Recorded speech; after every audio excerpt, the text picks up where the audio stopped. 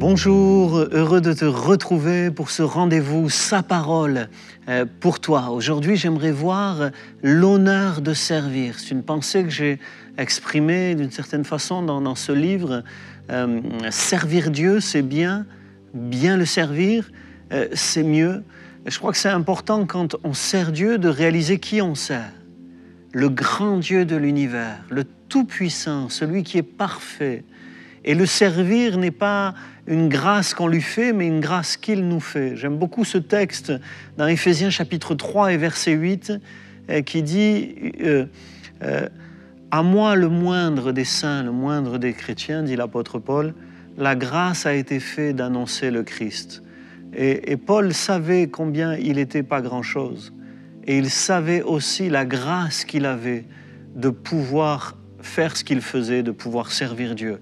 Et je crois que c'est important quand on sert Dieu de savoir qui on sert et de savoir la chance que l'on a de pouvoir le servir, l'honneur que l'on a de pouvoir se mettre à son service. Finalement, c'est un privilège d'être au service du Dieu Tout-Puissant. J'étais assez intéressé un jour par une conversation que j'ai eue avec une femme de ménage.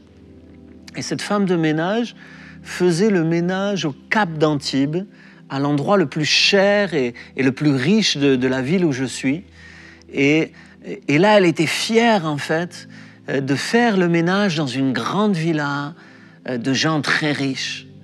Et je me souviens de cette conversation où il y avait une autre femme de ménage qui, elle, faisait le ménage chez des gens normaux.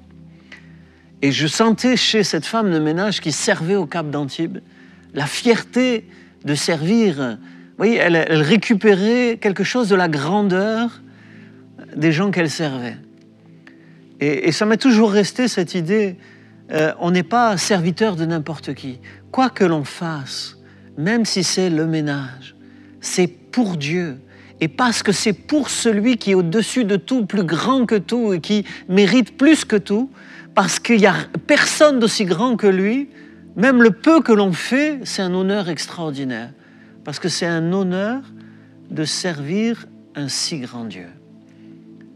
Un honneur qu'il nous fait de nous le permettre. C'est important de se souvenir de cet honneur parce que dans le service, il y a des moments difficiles. Il y a des moments où on peine, où on souffre. Il y a des moments où c'est difficile.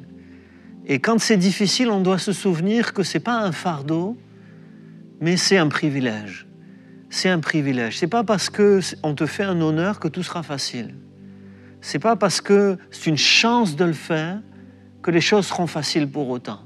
Mais quand ce sera difficile, tu te rappelleras la chance que tu as de pouvoir le faire. C'est une grâce, une faveur non méritée de servir Dieu, de connaître le Seigneur, d'être sauvé, mais aussi de le servir. Dieu t'appelle à le servir, il te fait cet honneur de pouvoir faire quelque chose pour le Dieu Tout-Puissant, de pouvoir faire quelque chose qui va rester pour l'éternité. Parce que la Bible dit que quand on meurt et c'est fini. Mais la Bible dit aussi que ceux qui meurent dans le Seigneur, leurs œuvres les suivent. C'est-à-dire qu'il y a quelque chose de l'ordre de la récompense, de l'ordre de la grâce aussi, mais qui suit le croyant, de ses œuvres. Leurs œuvres les suivent. Dans l'éternité, dans le ciel, il y a une sorte de retour sur investissement de ce qu'on a investi sur la terre pour Dieu. Et ça, c'est un honneur extraordinaire. Parce que à chaque fois que tu fais le ménage, juste parce que tu es obligé, tu ne gagnes rien.